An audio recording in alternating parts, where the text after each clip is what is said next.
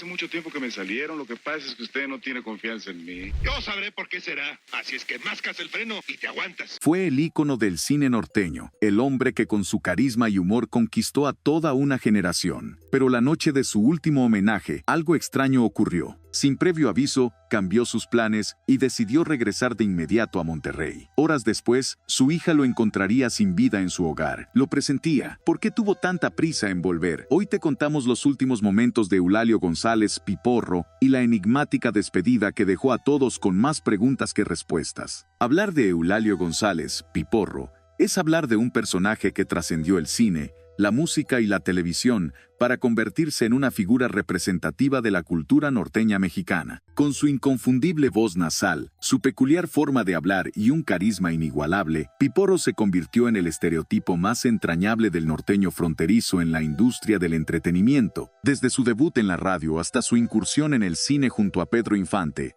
su ascenso fue meteórico. Aunque en un principio su papel estaba destinado a ser un personaje secundario en la radionovela Ahí viene Martín Corona, su talento lo llevó a robarse el show y terminar en la pantalla grande interpretando el mismo papel. Fue así como nació el legendario Piporro, un nombre que lo acompañaría por el resto de su carrera. A diferencia de otros actores de la época de oro del cine mexicano, Piporro no solo destacaba por su talento actoral, sino también por su habilidad para la música. Compuso canciones que se convirtieron en himnos de la cultura popular, con letras cargadas de humor y picardía que relataban historias sobre la vida en el norte de México. Su influencia en la música ranchera y norteña es innegable, y su estilo desenfadado lo hizo destacar en una época en la que predominaban las figuras del charro elegante y el macho bravío. Pero su vida no estuvo exenta de dificultades.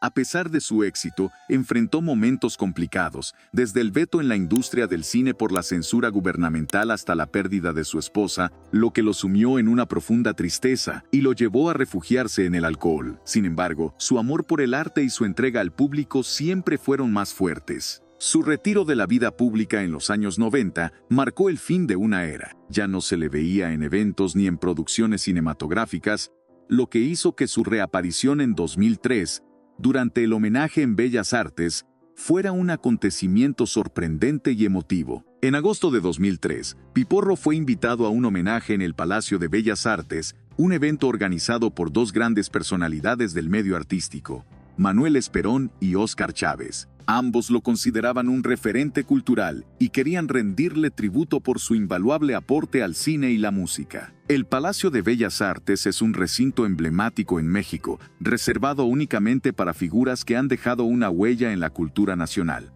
Recibir un homenaje en ese lugar es un honor que pocos artistas han tenido. Para Piporro, quien llevaba casi una década retirado, era una ocasión especial. Cuando llegó al evento, las expectativas eran altas. ¿Cómo se vería después de tantos años lejos del ojo público? La respuesta sorprendió a todos. Se veía bien, lúcido, animado, y con el mismo humor que siempre lo caracterizó. Quienes lo vieron esa noche aseguran que no mostraba signos de enfermedad ni de cansancio extremo. Todo indicaba que aún le quedaba tiempo entre nosotros. Durante el homenaje, el público lo ovacionó. Fue un reconocimiento sincero, lleno de nostalgia y admiración por su carrera. Sin embargo, al finalizar la ceremonia, ocurrió algo inesperado. Piporro tenía reservada una habitación de hotel en la Ciudad de México para pasar la noche. Todo estaba organizado para que descansara antes de regresar a Monterrey al día siguiente. Pero en el último momento, tomó una decisión que desconcertó a todos. No se quedaría. Cuando Piporro llegó a Monterrey esa noche, nadie en su familia sabía que regresaría. Solo su hija Elvira, quien vivía en la casa de al lado, lo vio entrar a su hogar. No le había avisado a nadie de su regreso repentino. Su hija se preocupó.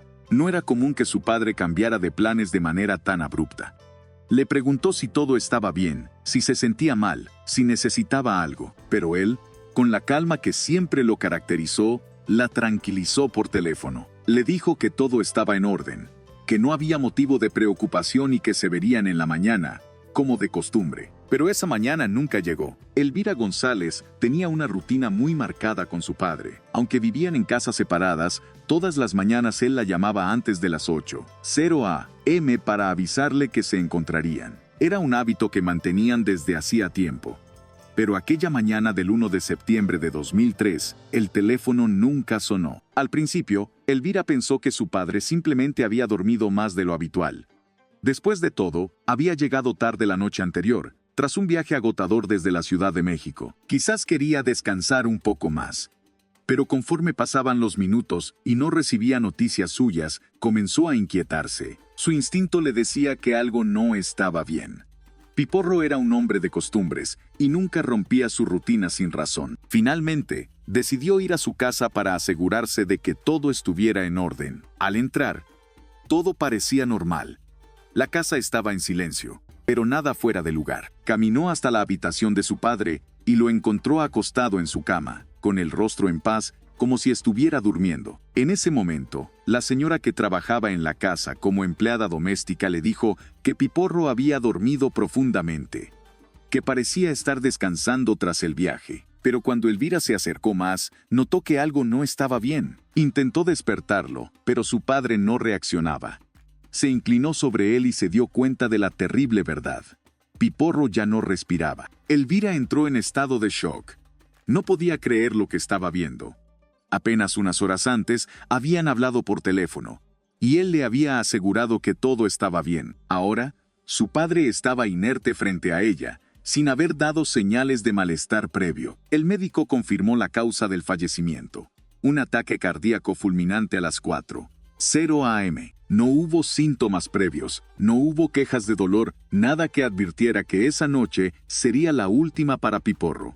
Simplemente, su corazón dejó de latir mientras dormía. Este detalle hizo que muchos se preguntaran, ¿lo había presentido? Porque, si analizamos su comportamiento en sus últimas horas de vida, todo parece indicar que, de alguna manera, supo que su final estaba cerca. Cambió repentinamente sus planes y decidió regresar a Monterrey de inmediato. No llevó su equipaje consigo, como si no le importara lo que dejaba atrás. Le aseguró a su hija que todo estaba bien, aunque su regreso repentino decía lo contrario. Falleció en su casa, en la tranquilidad de su hogar, tal como había expresado que quería hacerlo. A lo largo de su vida, Piporro había mencionado en varias ocasiones su deseo de morir en su casa, en la tierra que lo vio nacer y convertirse en artista. ¿Fue solo una coincidencia que su último deseo se cumpliera de manera tan exacta? Para muchos de sus seguidores y allegados, parece como si él mismo hubiera sentido que su momento estaba por llegar. Como si, en el fondo, supiera que ese homenaje en Bellas Artes sería su última aparición pública. Y por eso, su última decisión fue regresar a casa. Pero el impacto de su fallecimiento no solo sacudió a su familia, sino también a todo México. En especial a aquellos que apenas unas horas antes lo habían visto sonriente, fuerte y en perfecto estado. El homenaje que celebró su carrera se convirtió en la antesala de su despedida definitiva. La noticia de la muerte de Eulalio González Piporro se esparció con rapidez. México despertó con la inesperada noticia de que una de sus figuras más queridas había fallecido en la madrugada. La reacción fue de sorpresa y confusión. Apenas unas horas antes, se le había visto en Bellas Artes, recibiendo ovaciones, sonriente y animado. Nadie imaginaba que ese homenaje sería su despedida final. Las primeras llamadas a los medios confirmaron lo impensable.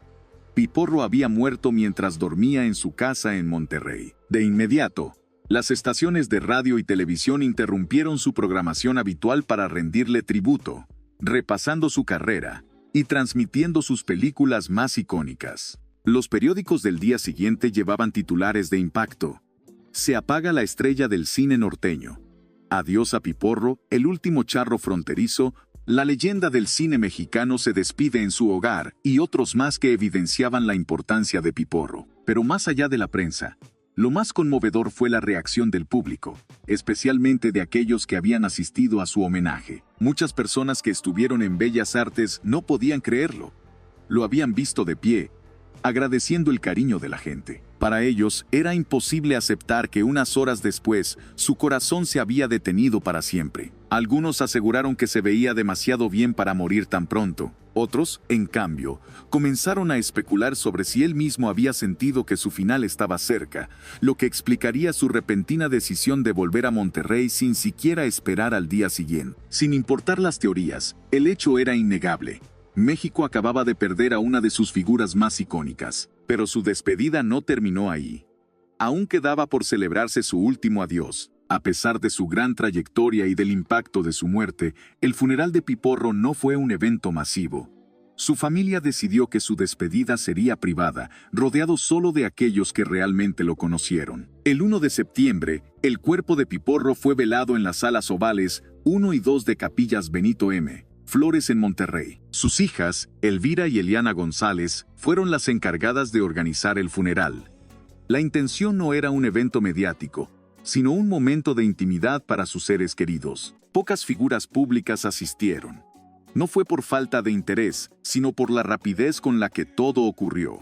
Apenas unas horas después de confirmarse su fallecimiento, sus restos ya estaban siendo velados. Uno de los pocos artistas que llegó al funeral fue Pedro Fernández, quien siempre había mostrado admiración por Piporro. A diferencia de otros eventos donde suele haber cientos de celebridades, aquí solo estaban sus amigos más cercanos, su familia y algunos compañeros del medio que lograron enterarse a tiempo. Lo que sí llamó la atención fue la vestimenta con la que Piporro fue colocado en su ataúd. Sus hijas decidieron que su despedida debía reflejar lo que siempre fue en vida: un ícono norteño. Por eso, lo vistieron con su atuendo más representativo: una chamarra cuera tamaulipeca con flecos negros y botas al estilo norteño. El mismo estilo que lo caracterizó en la pantalla grande ahora lo acompañaba en su última morada. Pero lo más curioso ocurrió en la sala de velación.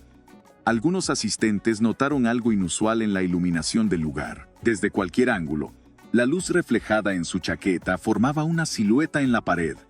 Era como si, incluso en su despedida, los reflectores lo estuvieran iluminando por última vez. A la mañana siguiente, se llevó a cabo el último homenaje público. El 2 de septiembre, el cuerpo de Piporro fue trasladado al Teatro de la Ciudad de Monterrey, donde se llevó a cabo un último homenaje antes de su descanso final. La Guardia de Honor estuvo presidida por el entonces gobernador de Nuevo León, Felipe de Jesús Cantú, junto con los 5 hijos del actor. A diferencia del velorio, en este evento sí hubo una gran afluencia de personas.